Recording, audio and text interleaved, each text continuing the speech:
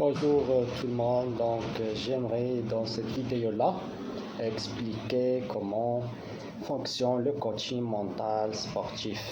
On va vraiment parler vite et expliquer le coaching mental sportif d'une manière compréhensible ou bien d'une manière à ce qu'on va étape par étape. Pour parler d'efficacité, en fait, c'est toujours nécessaire de comprendre le coaching mental sportif dans le milieu du football, bien sûr, parce qu'en fait, il y a plusieurs applications de la PNL sur le football. Parmi les outils qu'on travaille avec, c'est l'analyse transactionnelle. Qu'est-ce que l'analyse transactionnelle? C'est en fait un outil pour comprendre comment fonctionne en fait notre schéma mental, on va dire, parce que il faut déjà avoir cette analyse transactionnelle, puisqu'il faut détecter comment on va dire comment nos émotions ou bien comment nos comportements dans un terrain de foot et en tant que footballeur, comment ils sont exprimés, d'accord? Pour comprendre ça, il faut vraiment faire on travaille avec cet outil là qui est vraiment très efficace, parce que on découvre que chez le joueur il y a beaucoup de difficultés pour que ce joueur développe son analyse transactionnelle ou bien développe donc ça dépend du on va dire du cadre de référence de ce joueur là qui est le coaché. Donc dans notre cas, c'est le coaché, donc ce n'est pas le coach mais c'est le coaché, donc c'est le bénéficiaire.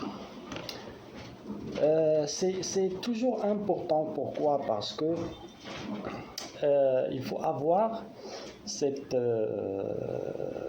gestion d'émotions. Pourquoi je dis ça? Parce que quand on est dans un terrain de foot et qu'on est devant 40 000 spectateurs, ce n'est pas toujours efficace de gérer ses émotions. On va voir des joueurs qui font des fautes qui sont inadmissibles. On va voir des joueurs qui ont du trac parfois. Et en fait, ça se passe juste dans le mental, parce qu'il n'y a pas une préparation mentale. Ouais. Donc, il faut avoir, ou bien il faut travailler sur cet outil-là. On a aussi plusieurs outils, la sophrologie, l'imaging, mais je pense que la meilleure outil, ou bien le meilleur outil, c'est l'analyse transactionnelle, parce qu'il nous permet de comprendre comment gérer ou bien comment canaliser notre énergie, comment ne pas vraiment avoir des comportements ou bien du stress, ou bien comment vraiment avoir conscience ou bien avoir la prise de conscience, parce que généralement quand on est sous pression, on peut vraiment faire du n'importe quoi. Je sais bien ce que je dis, parce que quand on est dans un terrain de foot, on est sous pression et on est sous les regards, donc ce n'est pas toujours évident d'avoir cette gestion d'émotions ou bien cette maîtrise de soi. Cette maîtrise de soi, en fait, comme je dis toujours, c'est une question de connaissance de soi, parce que si on ne connaît pas bien nos compétences ou bien nos capacités, oui, ça va être toujours difficile de les pratiquer. Donc, comme je dis toujours, il faut avoir cette connaissance de soi, cette confiance de soi à travers un outil qu'on peut vraiment travailler avec. C'est un outil qui est très très efficace en fait, et c'est l'outil de l'imaging. Donc c'est un outil très très très important. Je dis ça et je sais très bien ce que ça veut dire, parce que cet outil-là nous permet de avoir une idée sur je vais dire l'étape prochaine, mais sur ce que vraiment il peut se passer dans le terrain. Je dis bien cet outil est très efficace parce que la science vraiment il a démontré que les émotions qu'on aurait, ou bien les émotions qu'on a en imaginant par exemple une situation, c'est la même chose que si l'on par exemple si l'on fait en vérité. C'est la même chose. En imaginant, en le faisant dans la vraie vie, c'est vraiment la même chose. C'est parce que, et c'est pourquoi je dis toujours, il faut vraiment travailler avec cet outil-là en entraînement.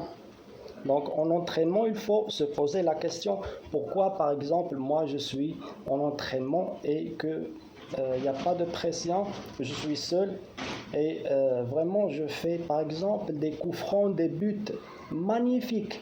Mais pourquoi je ne fais pas ça quand il y a un match de football, ou bien quand il y a une compétition qui est mondiale, pourquoi pas? Donc il faut toujours se poser la question. D'accord?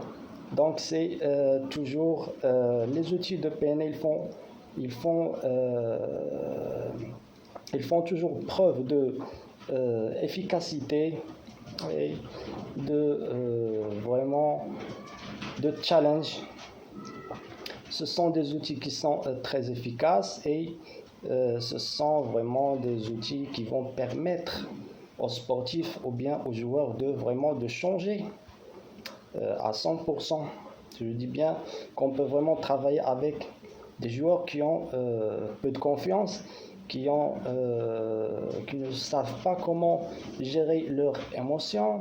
Des joueurs vraiment, on peut même changer leur technicité. Donc vous pouvez imaginer à quel point le coaching mental sportif il est efficace, parce que nous on dit que le mental, c'est le mental qui contrôle, ou bien c'est le mental qui contrôle le tout, qui peut influencer la technicité, le tactique, la technicité, le tactique et le physique, parce qu'en fait notre ennemi c'est nous-mêmes. Voilà, donc en fait on a toujours des croyances négatives, alors que on peut toujours prouver le contraire si on élimine ces croyances négatives, et si on a confiance en soi, et si vraiment on travaille avec ces outils de PNL. Et bien sûr que ces outils, ils peuvent changer carrément la personne, et ses compétences, ils peuvent évoluer, et ils peuvent vraiment avoir un niveau de professionnalisme. Merci.